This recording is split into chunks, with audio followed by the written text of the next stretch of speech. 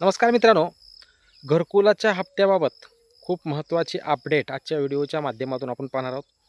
खूप जण घरकुलाच्या हप्त्याची वाट पाहत आहेत, परंतु प्रधानमंत्री आवास योजनेच्या माध्यमातून ज्या लोकांचे घरकुलाचे हप्ते अजून येणं बाकी आहे, त्या पद्धतीने जर पाहायला गेले तर राज्य शासनाकडून 10,000 कोटी रुपयाची मंजुरी देण्यात आलेली होती आणि त्या टप्प्याटप्प्याने सरकार जसा निधी येईल तसा तसा शेतकऱ्यांच्या लाभार्थ्यांच्या खात्यामध्ये हा निधी वर्ग करण्याची प्रक्रिया सुरू आहे. परंतु आजची दिलासादायक अपडेट म्हणजे राज्य शासनाकडून 13 ऑगस्ट रोजी 30 कोटी रुपये हे हप्त्यासाठी मंजूर करण्यात आलेले शेतकरी मित्रांनो. कारण यामध्ये यशवंतराव चव्हाण घरकुल योजनेचा लाभ घेत असणाऱ्या लाभार्थ्यांचे खूप दिवसापासून जे हप्ते तटलेले होते, अशा लाभार्थ्यांच्या खात्यामध्ये आता हे हप्त्याचे पैसे वर्ग केले जाणार आहेत. कारण यशवंतराव चव्हाण घरकुल योजनेच्या माध्यमातून खूप लोक असो, धाराशिव असो, लातूर असो, बीड असो, परभणी असो, बुलढाणा असो, खूप जिल्ह्यामध्ये घरकुलधारकांची संख्या आहे.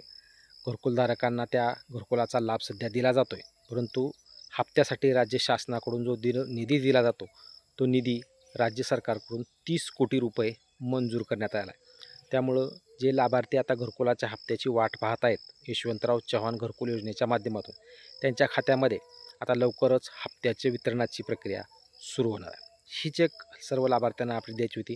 चॅनलवर जर तुम्ही नवीन असाल तर चॅनलला सबस्क्राईब करा व जास्तीत जास्त लोकांपर्यंत हा व्हिडिओ शेअर करा. धन्यवाद.